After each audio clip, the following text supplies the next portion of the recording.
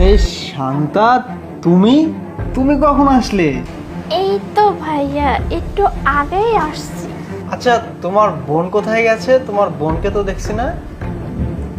আপু আপু তো মার্কেটে গেছে, আর তাছাড়া আপুর আসতে অনেকটা দেরি হবে।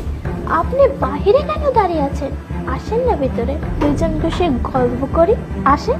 ও আচ্ছা, মার্কেটে গেল কই? আমাকে তো একটাবার ফোনও দিল না, আমাকে বললো না। ঠিক আছে, সমস্যা নাই।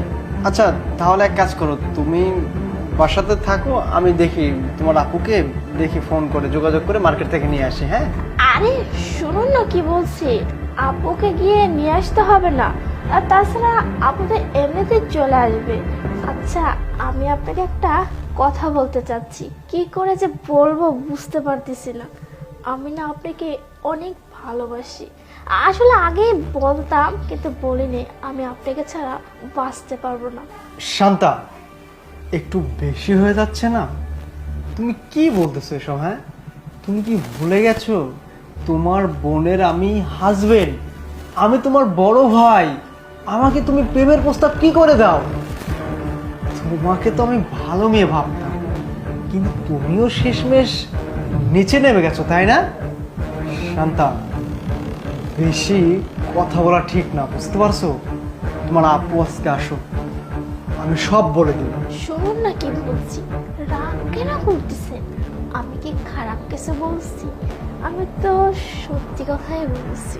আর তাছাড়া আমি না আপনাকে ভীষণ ভালোবাসি, আপনাকে ছাড়া আমি এক সেকেন্ডও থাকতে পারবো না। আর আপনি তো আজকে বাড়িতে নাই, আসুন না একটু দুজন বসে গল্প করি, সময় কাটাই, চাইলে আরো অনেক কিছু হবে। প্লিজ আসুন। শান্তা, বিষয়টা কিন্তু বেশি বাড়াবাড়ি হয়ে যাচ্ছে, বুঝছো? তোমাকে নিয়ে এইটা কখনো আমি আশা করিনি। আর তুমি তুমি কি না তোমার নিজের বোনের সংসার ভাঙতে আসছো এখানে? ছি, মানুষ বোনের সংসার গড়ে দিতে আসে, আর তুমি সংসার ভাঙতে আসছো। আমি তোমার বাবা মার কাছে বিচার দেবো, আর হ্যাঁ, তোমার আপুর কাছেও আমি বলবো তুমি এতটা নিচে নেমে গেছো। ছি, আমি আসছি। আরে শুনুন না দুলাভাই,